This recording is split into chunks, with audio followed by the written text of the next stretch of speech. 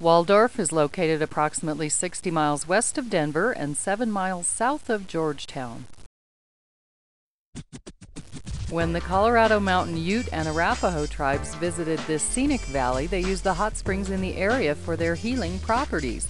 With the discovery of gold in 1859, Idaho Springs and the surrounding Clear Creek County became a booming center for mining and milling, with a population of nearly 40,000 when mining operations were in full production.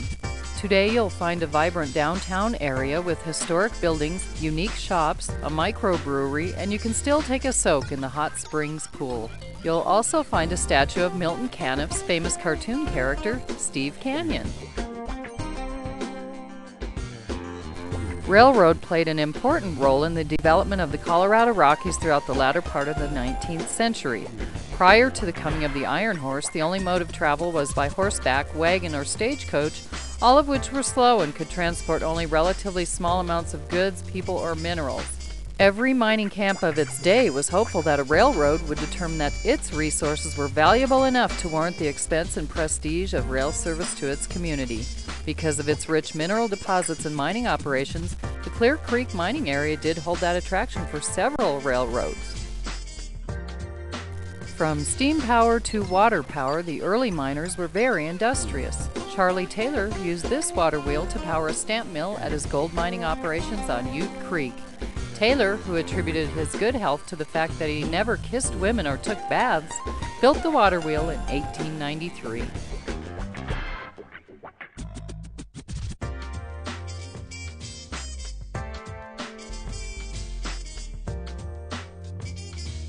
The Argo Tunnel was to be the largest mining project in the world, and when completed, the world's longest tunnel. They still hold mining tours there today.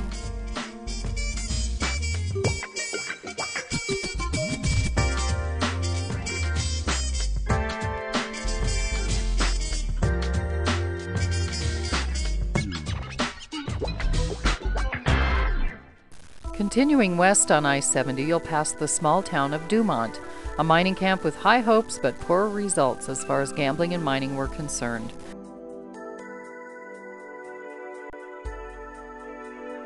Lawson was settled in 1877 when rich quartz mines were discovered on nearby Red Elephant Mountain. They had colorful names such as the St. James, the Free America, the Young America, the Dexter, and the Lulu.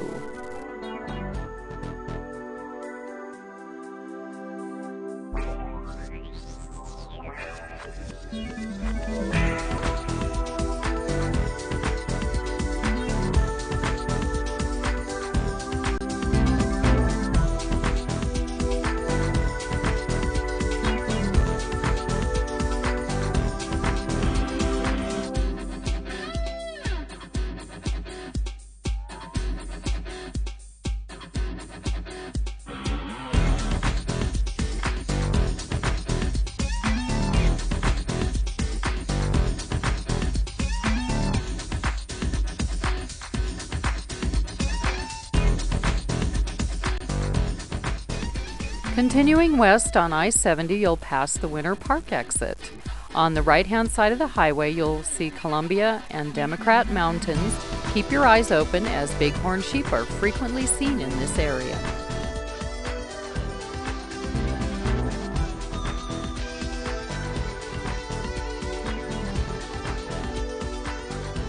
Just past the Georgetown sign, you'll notice a small herd of bighorn sheep. Their herds range from 10 to 100 in number. They may live up to 15 years and are from 100 to 300 pounds. Take the Georgetown turnoff, exit 228, to go directly to Waldorf.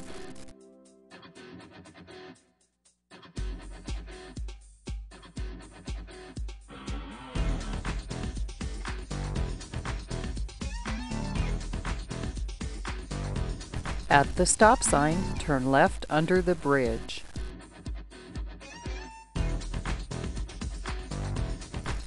However, today we are proceeding 2 miles further on I-70, going into Silver Plume to take a closer look at this historic town.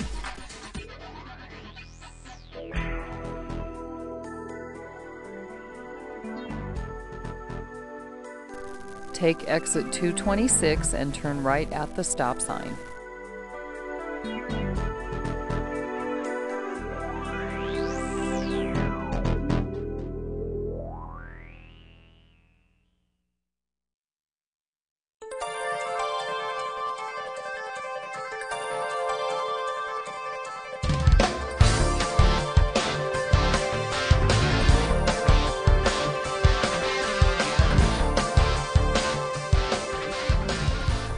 Pelican Mine was opened in 1870 and it served as the foundation for Silver Plume. This town had its own newspaper called the Coloradoan, which reported the town had been menaced by fires on numerous occasions. On November 1st, 1884, a fire started in Patty Barrick's saloon. He burned to death and a block and a half of East Main Street were destroyed. Men brought water from the creek in leather buckets to fight the flames. By 1886, the street was rebuilt. Along the south side were 6 saloons. Along the north side were stores, barber shop, mortuary, printing shop, and a post office. Today, the rail yard at Silver Plume looks much as it did in the early 1900s. Heading back down I-70 towards Georgetown, the scenic overlook affords a beautiful view of Devil's Gate Bridge on the Georgetown Loop Railroad. Back on I-70 from the scenic area, we'll head towards Georgetown. We'll take exit 228, and for the folks who turned earlier to go directly to Waldorf, you'll catch up with us at this point.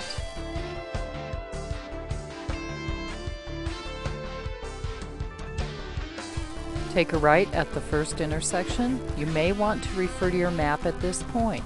If you'd like to proceed on to the Devil's Gate and the Georgetown Loop Railroad, you'll want to stay on this road.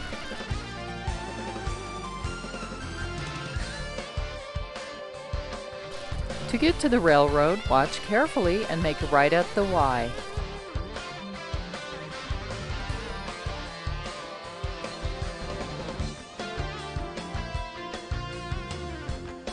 The Colorado and Southern Railway line sold the Devil's Gate Bridge as scrap in 1939 for $450. The Devil's Gate Bridge was reconstructed in 1973 and is now in operations as a narrow gauge tour operation.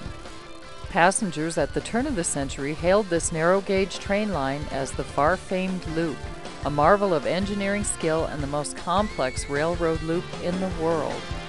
It consists of a spiral and 2 reverse loops over 3.5 complete circles and a 3.5% grade for 2.36 miles.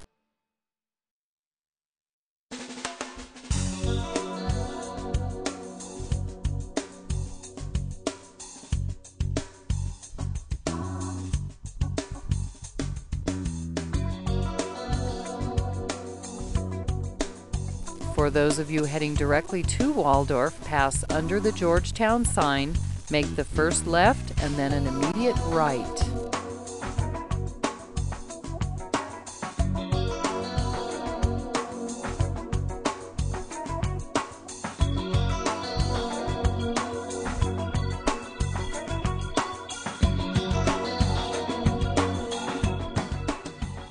Georgetown's elevation is 8,500 feet, and it is home to approximately 1,100 people. It was established as a mining town in 1859, and it has many well-preserved Victorian buildings. At the stop sign, set your odometer. It's exactly 2.5 miles to the turnoff to Waldorf. Spending time in Georgetown, there are many rewarding historic areas that you can visit. One is the Hamel House Museum, which interprets 19th century living in Georgetown. Also, the Hotel de Paris. You can still stop in there and have dessert and tea.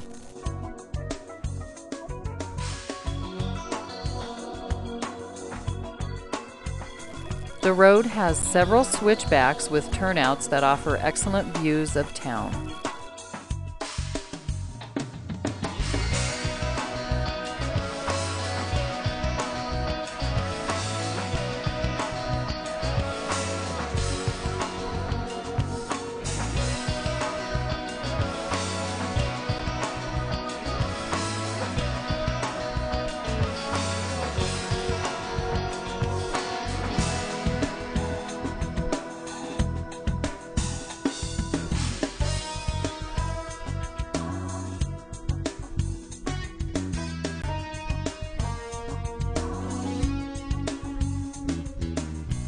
As you drive up this valley, you'll see old mine ruins on both sides of the road.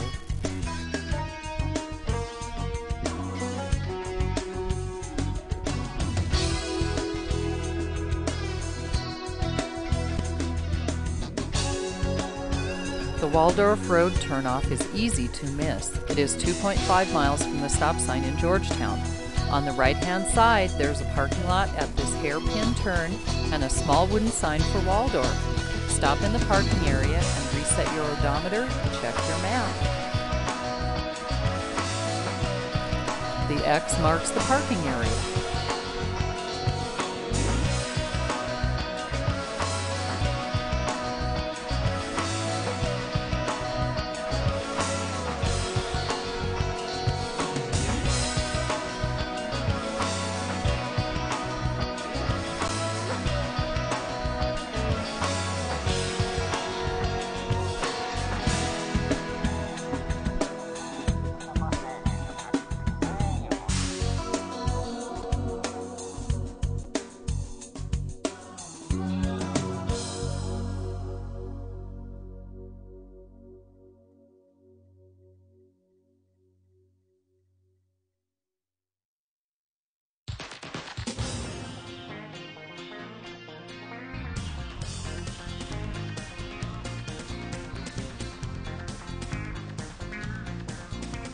As you head up this road, in 2/10 of a mile from the parking lot, the road that takes off to the left turns into a single-track trail. Bear right. On your left is Leavenworth Creek. That is the stream that runs down this valley.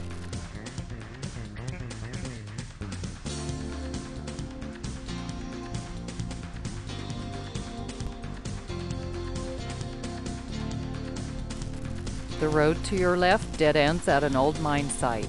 Bear to the right.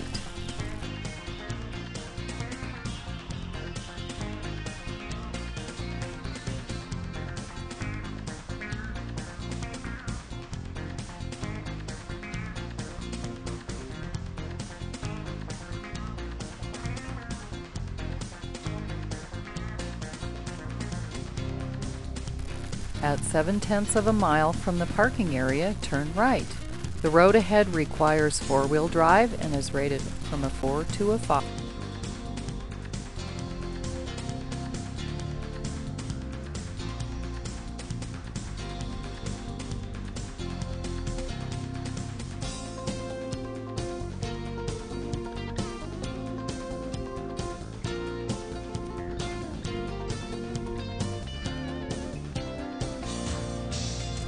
At 9/10 of a mile from the parking area, this road joins the old railroad grade. You will also turn for the road to Pavilion Point. Pavilion Point used to be a dance hall, but all that remains is a chimney. Full-size vehicles may find parts of this road very narrow.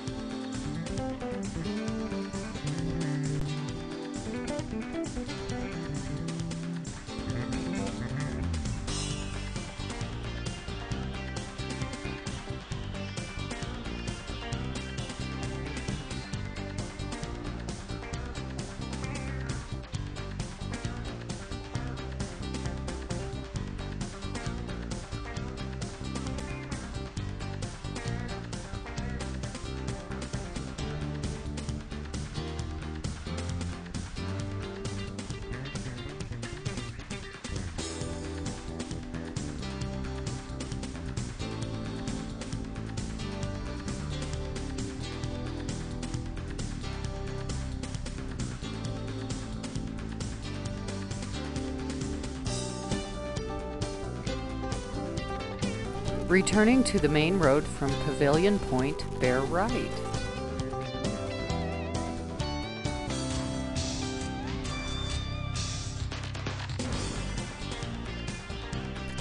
The road from this point on follows the old railroad grade for the Argentine Central. This road will go through Waldorf and to the top of Mount McClellan.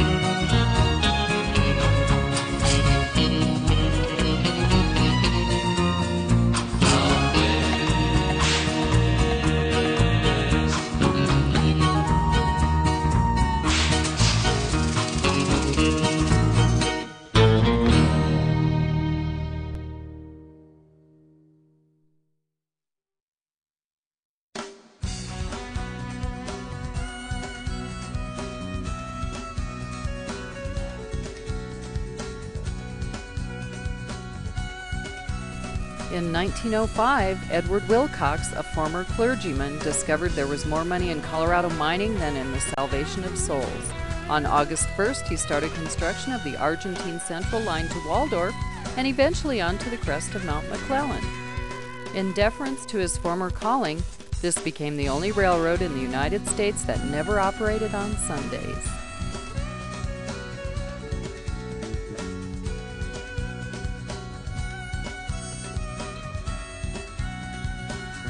The railroad constructed to Waldorf was considered one of the most beautiful and thrilling, with 145-degree turns and a 10% grade.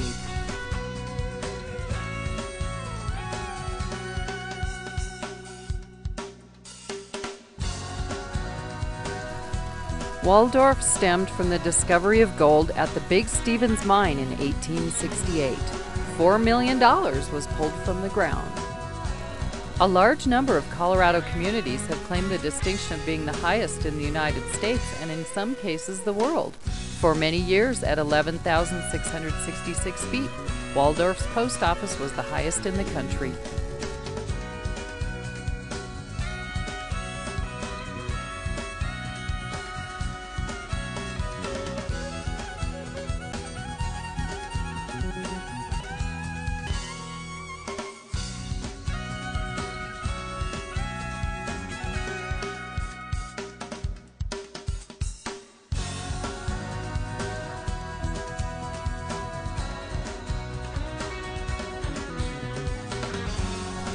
Well, that's it. That's the end of our trip, and we'll be heading back out the same way we came in. If you consult your map, though, you'll see several roads that take off in many different directions.